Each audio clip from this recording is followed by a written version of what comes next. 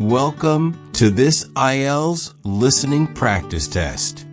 There are 4 sections and 40 questions in total. Each recording is played only once. You'll have time to read the questions before each part and check your answers afterward. At the end, you'll get 10 minutes to transfer your answers. Get ready with a pen and paper. Now let's begin section 1.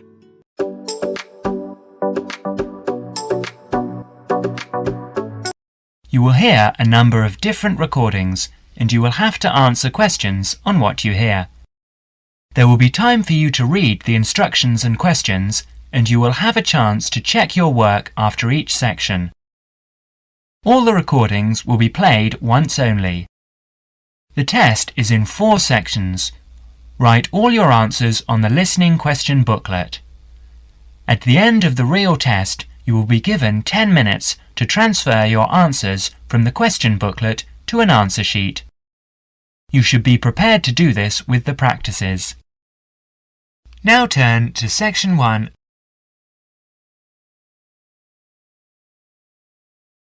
Section 1. In this section, you will hear a series of telephone conversations between an overseas student and some people involved in turn. He wants to confirm some information for an international conference on computing technology. First, you will have some time to look at questions 1 to 10.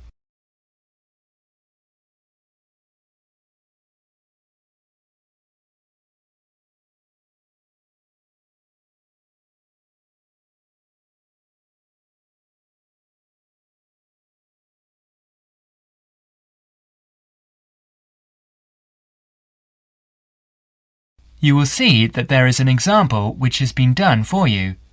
On this occasion, only the conversation relating to this will be played first.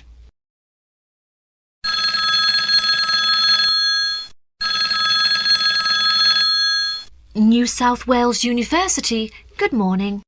Oh, good morning. Can you put me through to the School of Computing Technology, please? Certainly. The operator responds, New South Wales University, so New South Wales is provided in the space. Now we shall begin.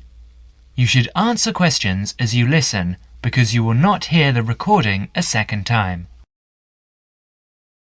Now listen carefully and answer questions 1 to 5.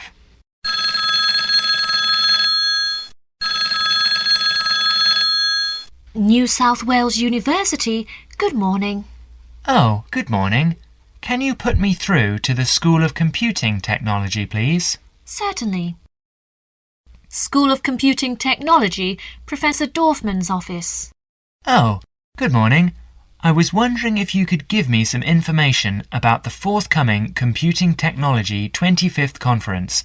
Dates, enrolment procedures, cost, that sort of thing. Certainly. When exactly is the conference? Well, the conference runs for 4 days from the 15th to the 18th of September. 15th to 18th September. Oh, good. I'll still be here then, and, where exactly is it being held? Is it at the university as in previous years? No, it's actually being held at the Pacific Hotel. We've rather outgrown the university conference facilities, so we've opted for this new venue. Right, Paradise Hotel. No, Pacific Hotel. Oh, right. And presumably we can get accommodation at the hotel. Yes, but you'll need to contact them directly to arrange that. I'll give you the number for hotel reservations. Have you got a pen ready? Yeah, go ahead. It's area code 07 and then 9444 1233. 079 444 1233. And what's the registration fee? Individual fees are $360 for the 4 days or $100 a day if you only wanted to attend for 1 day. Are there any student concessions? Oh, sure. there's a 50% concession for students, and that's $180 for the 4 days or $50 a day. And am I too late to offer to give a talk? Oh, I'm pretty sure you've missed the deadline for that. Oh, really? But I've only just arrived here in Australia. Is there any way I could have a paper accepted? Well, you'd need to talk to Professor Dorfman. He's the person organising the conference this year. I can put you through if you'd like. Oh, yes, please. That'd be great. Oh, and can I just check the spelling of his name? Is that Dorfman? Yes, that's correct. Before the conversation continues, you will have another chance to look at questions 6 to 10. Professor Dorfman speaking. Oh, hello. My name's John Helston. I'm a computing technology student at London University. I'm here in Australia for 3 months, looking at educational application of computing and information technology. Right. I'm interested in giving a talk on my research at the conference, but I believe I may have missed the deadline. Well, strictly speaking, you have. The closing date was last Friday. Oh, no. But we may be able to include your paper if it fits into our programme. But you'll have to be quick. OK, what do I need to do? Send me an outline of your talk and make sure you include an interesting title for the talk, something to attract the delegates' attention. OK, interesting title, right. The outline should be no more than 300 words though. Right, I should be able to keep it down to 300 words, but would 400 be OK? No, not really, because we have to print it in the proceedings and we just don't have the space. Sure, I understand. And also, can you send me a short CV? The usual stuff, name, age, qualifications, that sort of thing. Right, include a brief CV. Actually, you can email it to me. That'd be quicker. Sure, what's your email address? Well, the best thing would be to send it to the Conference Administrative Officer. The address is admin in lowercase, you know, in small letters. Right. So, that's admin@anuconf.edu.au. Right, I'll do that straight away. Thank you very much. You've been very helpful. OK, well, we hope to see you in October then. That is the end of section 1. You now have half a minute to check your answers.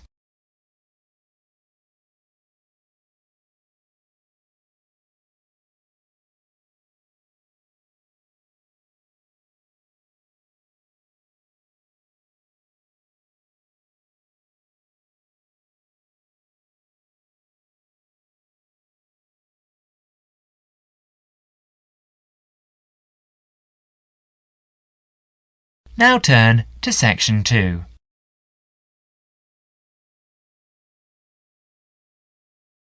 Section 2. You will hear a guide talk about cooking ginger on the radio broadcast. As you listen, answer questions 11 to 20. First, you will have some time to look at questions 11 to 20.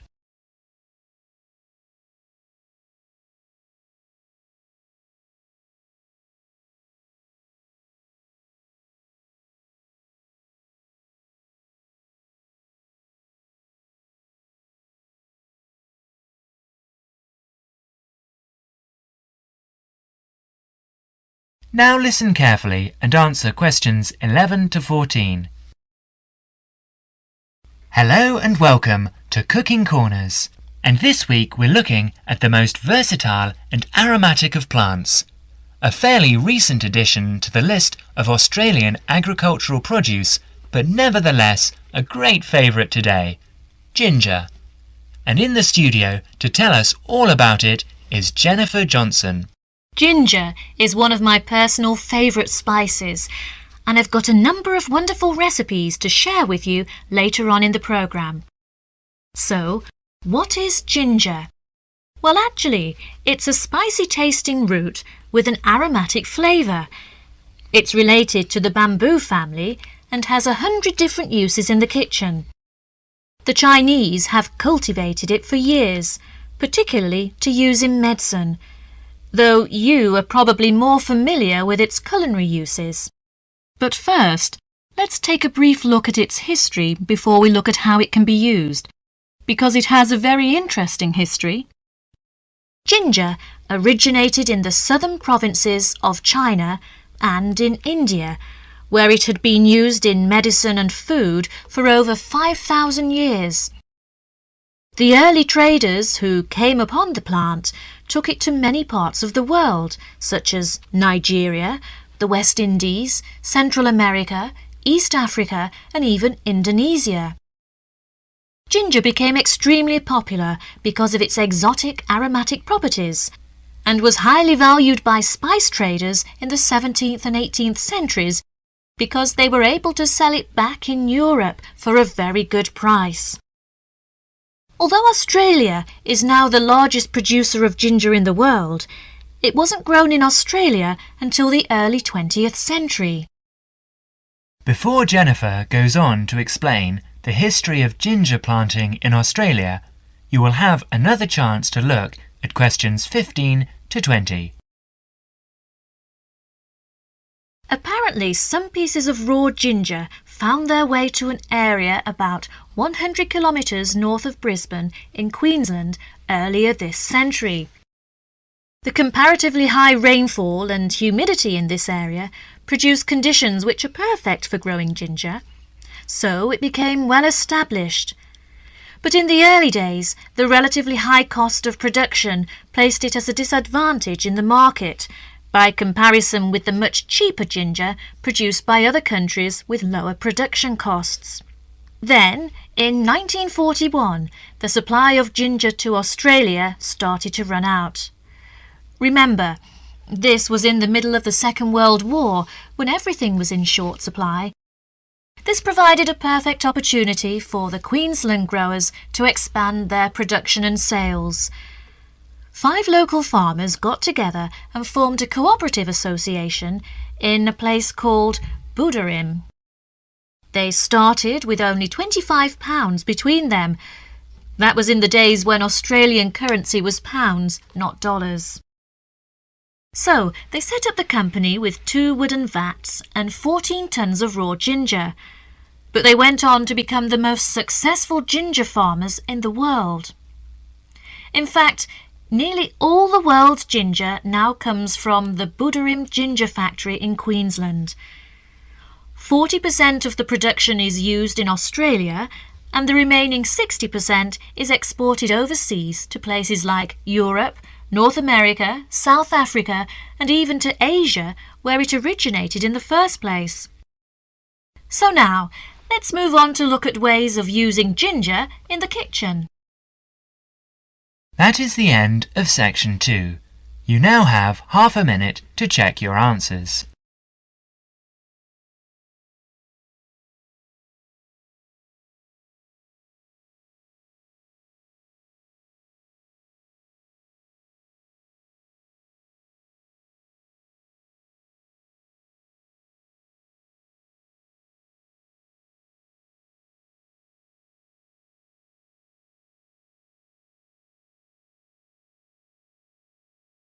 Now turn to section 3.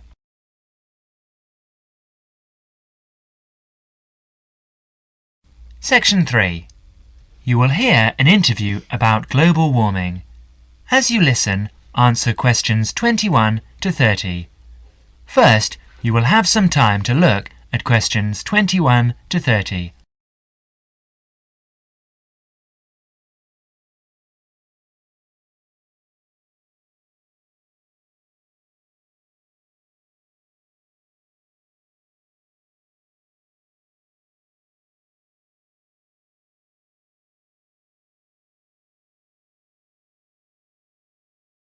Now listen carefully and answer questions 21 to 25.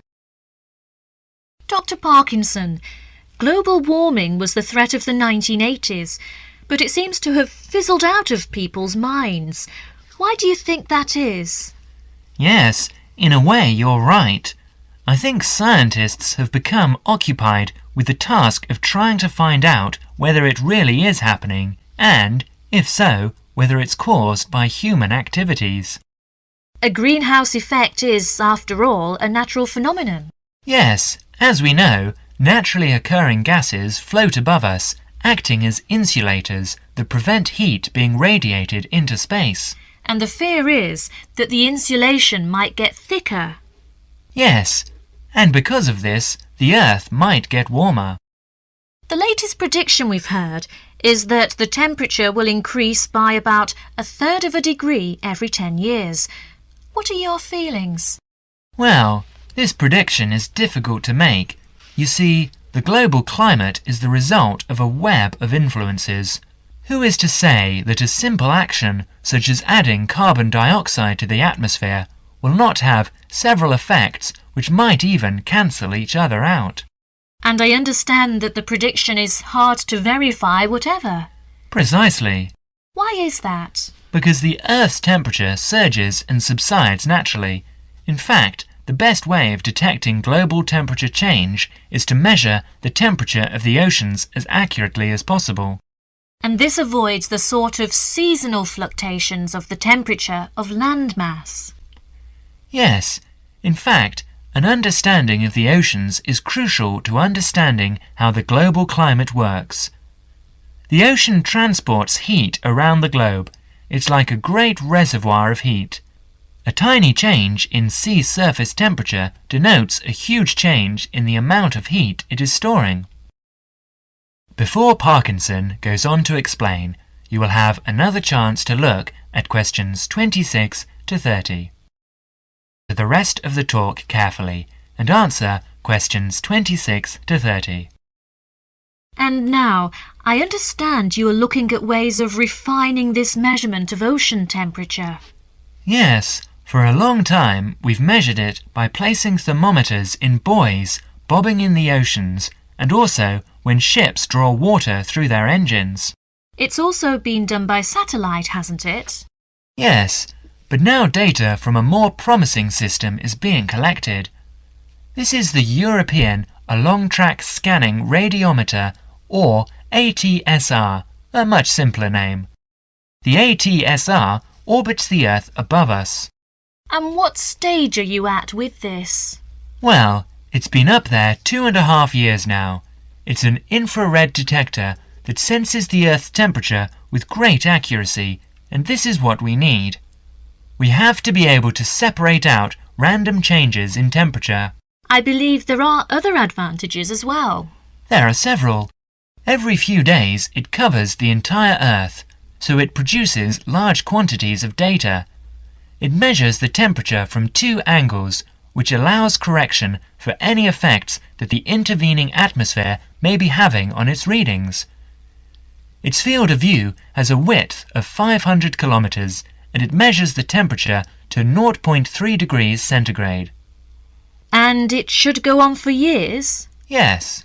Thank you, Dr. Parkinson, for talking to us today. And now over to... That is the end of section 3. You now have half a minute to check your answers.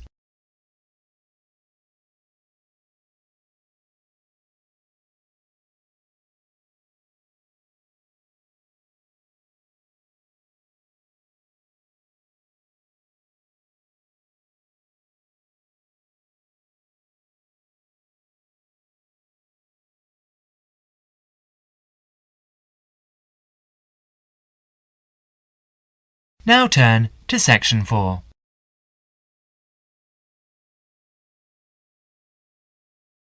Section 4. You will hear an extract from a talk about preventative medicine, especially how students can look after their own health. As you listen, answer questions 31 to 40. First, you will have some time to look at questions 31 to 40.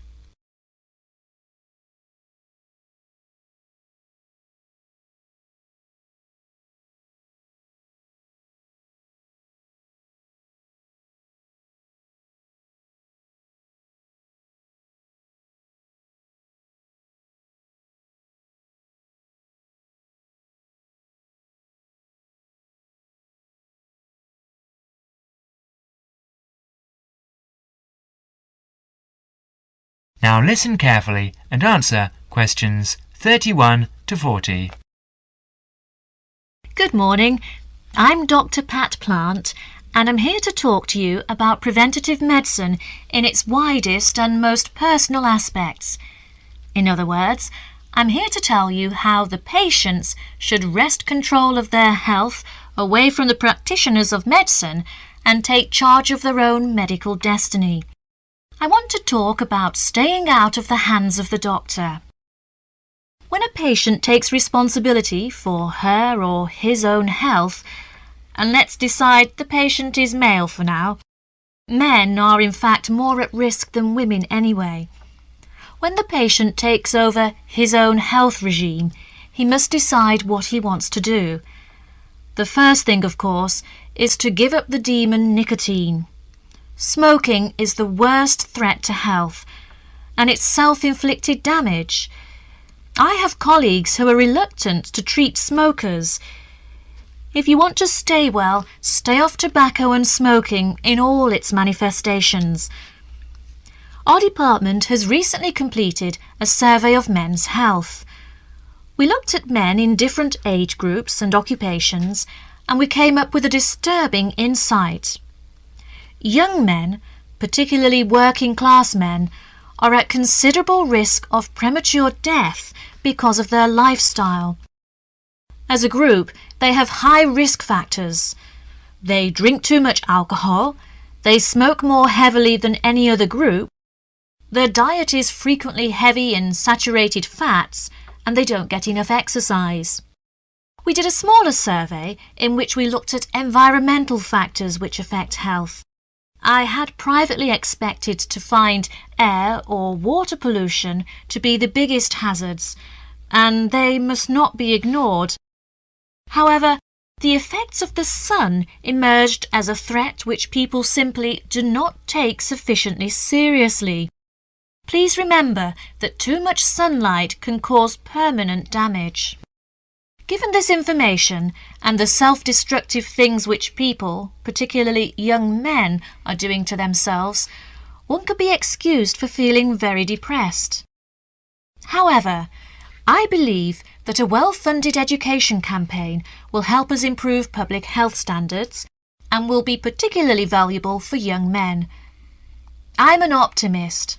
I see things improving, but only if things that you as students can do to improve your fitness.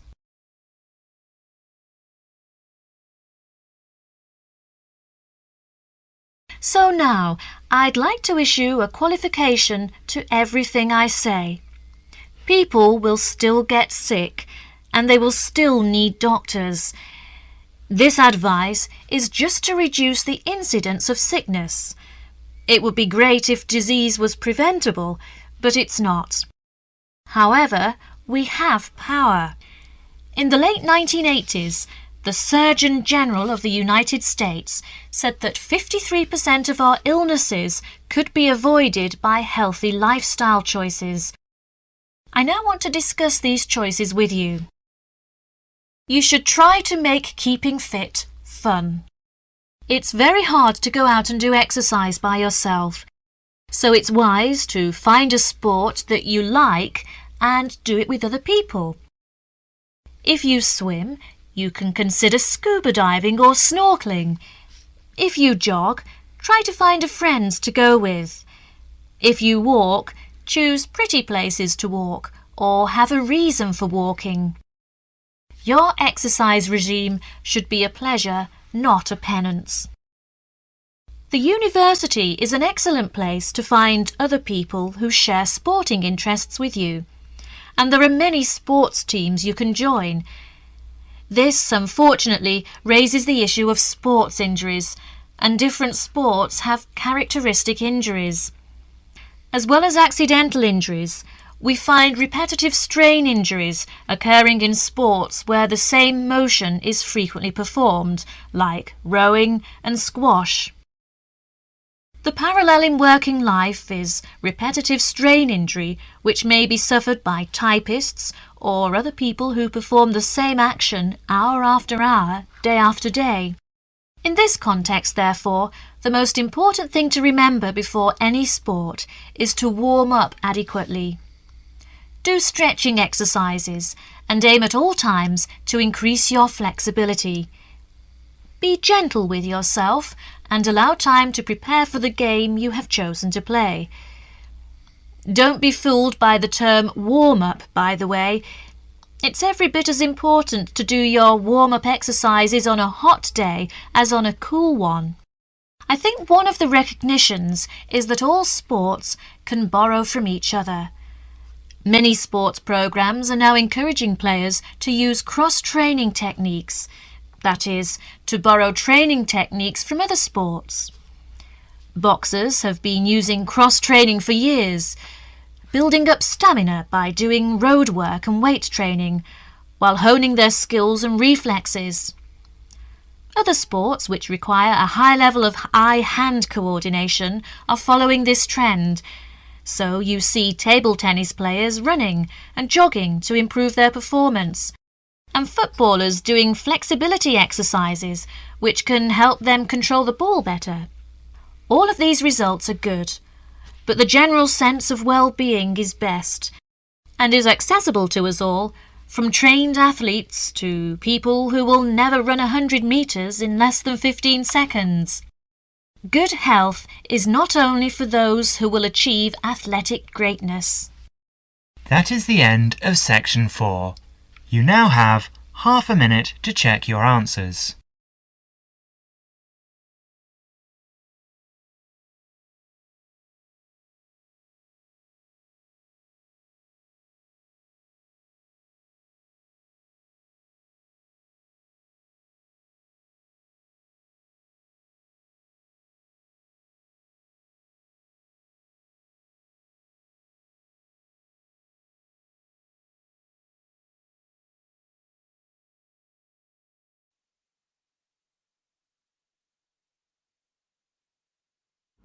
That is the end of listening test 6. In the IELTS test, you would now have 10 minutes to transfer your answers to the listening answer sheet.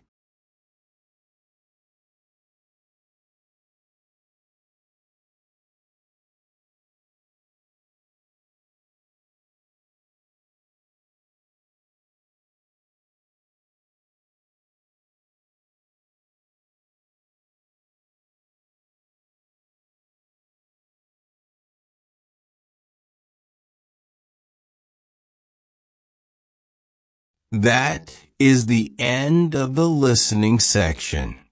You now have 2 minutes to review your answers before the test automatically moves on to the next section.